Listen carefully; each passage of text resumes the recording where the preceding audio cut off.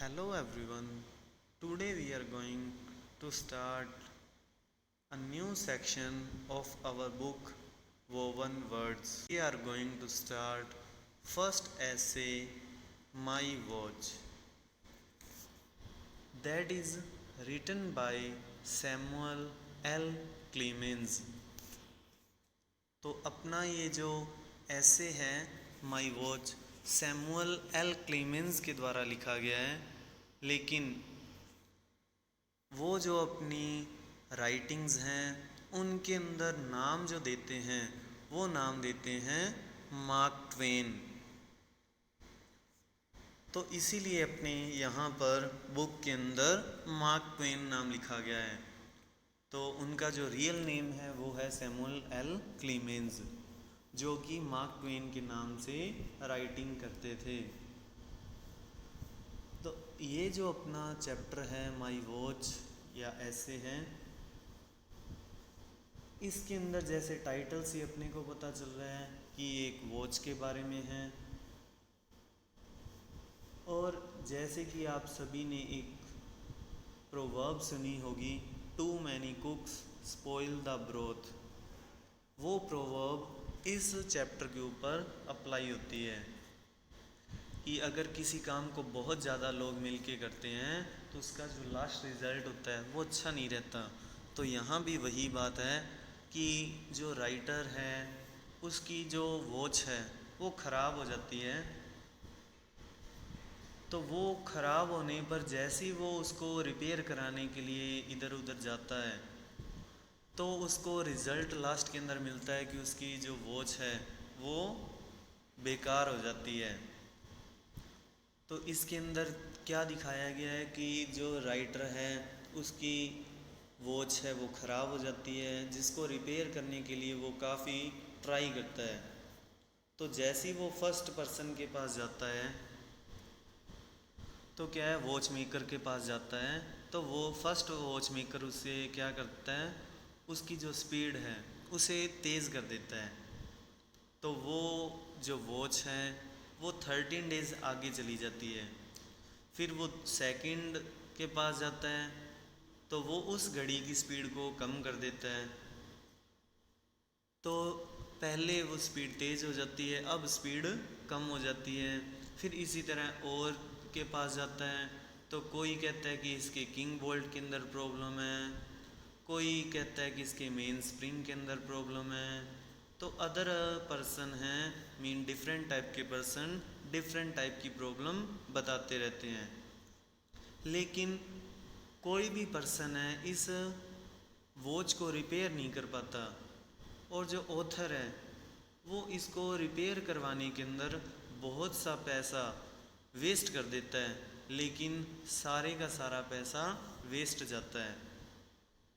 तो काफ़ी स्पेंड करता है पैसा इसके ऊपर, जितने में इसने परचेज़ की थी उससे कई गुना वो पैसे स्पेंड करता है। लेकिन फिर भी क्या है, उसके जो सारी मनी है वो वेस्ट जाती है। तो इस ऐसे के अंदर जो मेन पॉइंट्स हैं, मेन बातें हैं, वो मैंने आपको बता दी हैं। अब अपने लाइन बाय लाइन इसको समझते हैं कि जो राइटर है वो क्या लिखते हैं। So first line is my beautiful new watch had run 18 months without losing और गेनिंग। तो राइटर क्या कहते हैं कि जो मेरी ये ब्यूटीफुल न्यू वॉच है कि 18 मंथ तक विदाउट लॉसिंग और गेनिंग, कि बिना आगे पीछे हुए, and without breaking any part of its machinery और स्टॉपिंग, और बिना किसी खराबी के या बिना रुके ये लगातार 18 मंथ्स 18 महीने तक चलती रही।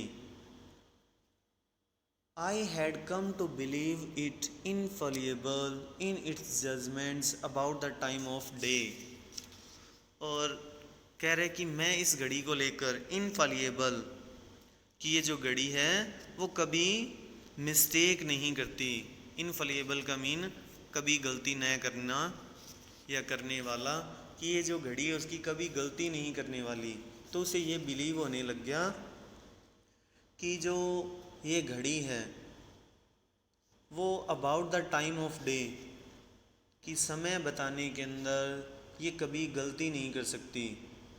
और मैंने ये भी मान लिया था and to consider its constitution and its anatomy imperishable. और मैंने ये भी मान लिया था कि इसका जो कॉन्स्टिट्यूशन यहाँ पर यूज़ किया है स्ट्रक्चर के लिए, और एनाटॉमी यूज़ किया है वॉच के लिए। एनाटॉमी वैसे होता है scientific study of human and animal body, तो उसे कहते हैं एनाटॉमी। लेकिन यहाँ पे है कि स्टडी किसकी, वॉच की। तो इसलिए वॉच के लिए ये वर्ड यूज़ किया है कि इसका जो स्ट्रक्चर है और इसकी जो एनाटॉमी है, मीन पूरा इसका जो बॉडी स्ट्रक्चर है वो इम्पेरिशेबल है। इम्पेरिशेबल मतलब क्या होता है, कभी खराब ना होने वाला, कभी पेरिश न होने वाला। तो वो ये मान रहे थे कि इसका जो कॉन्स्टिट्यूशन है, इसकी एनाटॉमी है, मीन ये मेरी जो वॉच है वो कभी ख़राब नहीं हो सकती। But at last one night I let it run down.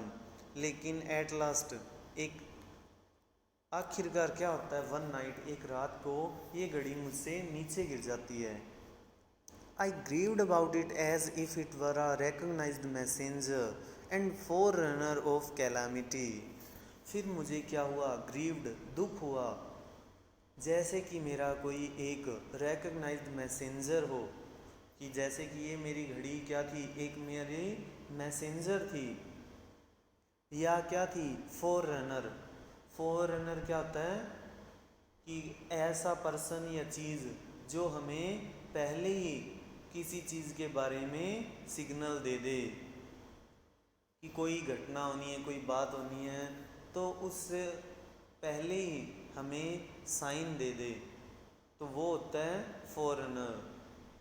तो वो कह रहे हैं कि ये जो मेरी घड़ी थी जब ये मुझसे गिर गई तो मैं इसे मैसेंजर और foreigner of calamity, calamity mean संकट, मुसीबत, कि ये कोई भी जो संकट या मुसीबत है जो आने वाली थी उससे पहले ही मुझे उसका साइन दे देती थी, हिंट दे देती थी।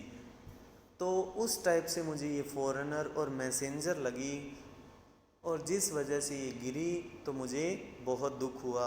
But by and by I cheered up. लेकिन बाय एंड बाय धीरे धीरे आई चीयर्ड अप, मैं खुश हो गया, मैंने अपना मूड सही किया, मैंने खुद पर कंट्रोल किया।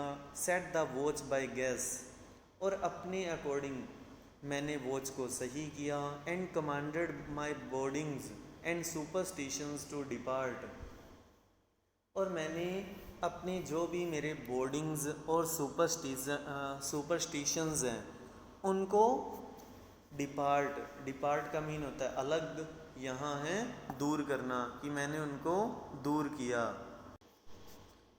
तो मैंने अपने जो मेरे बोर्डिंग्स एंड सुपरस्टिशंस, जो मेरा डर या मेरे जो अंधविश्वास थे, उनको मैंने क्या कर दिया, डिपार्ट कर दिया। Next day I stepped into the cheese dwellers to set it by the exact time। तो नेक्स्ट डे क्या होता है, मैं चीज़ ज्वेलर की शॉप में जाता हूँ ताकि मैं इस वॉच को एग्जैक्ट टाइम पर ले आऊँ, मीन इसे सही करवाने गया। And the head of the establishment took it out of my hand and proceeded to set it for me.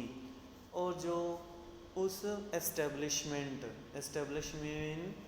Organisation, तो उस संस्थान का, उस शॉप का जो हेड था, उसने वो वॉच मेरे हैंड से ली और इसको सही करने के लिए काम करने लग गया। Then he said she is 4 minutes slow. तब उसने मुझे बताया कि शी इज़ 4 minutes स्लो, कि ये जो मेरी घड़ी है, तो घड़ी फेमिनाइन वर्ड है तो इसलिए शी यूज़ किया है, कि वो जो घड़ी है वो 4 मिनट पीछे है। रेगुलेटर वॉन्ट्स पुशिंग अप, इसलिए इसका जो रेगुलेटर है, स्पीड कंट्रोलर है, उसे तेज़ करना पड़ेगा। I try to stop him, मैंने उसे स्टॉप रोकने की कोशिश की। Try to make him understand that the watch kept perfect time, और उसे ये भी समझाना चाहा कि जो ये मेरी घड़ी है वो बिल्कुल परफेक्ट टाइम, सही टाइम बताती है। बट नो, लेकिन नहीं, all this human cabbage could see was that the watch was 4 minutes slow. लेकिन ये जो कैबेज, ह्यूमन कैबेज है, ये जो जड़ बुद्धि वाले, बैल बुद्धि वाले, मीन एक टाइप से मूर्ख जो इंसान है, वो क्या है, वो सिर्फ यही बात देख रहा था, यही मान रहा था कि जो मेरी घड़ी है वो 4 मिनट स्लो है, and the regulator must be pushed up a little, और इसलिए इसके रेगुलेटर को थोड़ा तेज़ करना पड़ेगा। And so while I danced around him in anguish and implored him to let the watch alone, he calmly and cruelly did the shameful deed। तो जब मैं उसके आसपास क्या कर रहा था, एंग्विश के अंदर, एंग्विश मतलब ग्रेट पेन, तो जब मैं उसको उसके आसपास, पेन से मीन दुख से, उसके आसपास डांस मीन जंप, इधर उधर उछल कूद कर रहा था, तब क्या है, उछल कूद कर रहा था। एंड इम्प्लोर्ड हिम, इम्प्लोर्ड मीन रिक्वेस्ट, और मैं उससे रिक्वेस्ट कर रहा था कि वो इस घड़ी को छोड़ दे या कुछ ना करे। लेकिन उसने कामली एंड क्रूअली, बिल्कुल शांति से, और क्रूअली मीन निर्दयता से, तो क्रूअली और कामली उसने क्या किया, ये जो शेमफुल डीड, डीड मतलब एक्शन, उसने ये शेमफुल एक्शन कर दिया, मीन उस घड़ी को सही करने लग गया। My watch began to gain, अब मेरी घड़ी क्या हो गई, बिगेन टू गेन का मतलब है टाइम ज़्यादा बताना। बिगेन टू गेन, मेरी घड़ी ने टाइम ज़्यादा बताना शुरू कर दिया। It gain faster and faster day by day, और ये डे बाय डे फास्टर होती गई, तेज़ होती गई।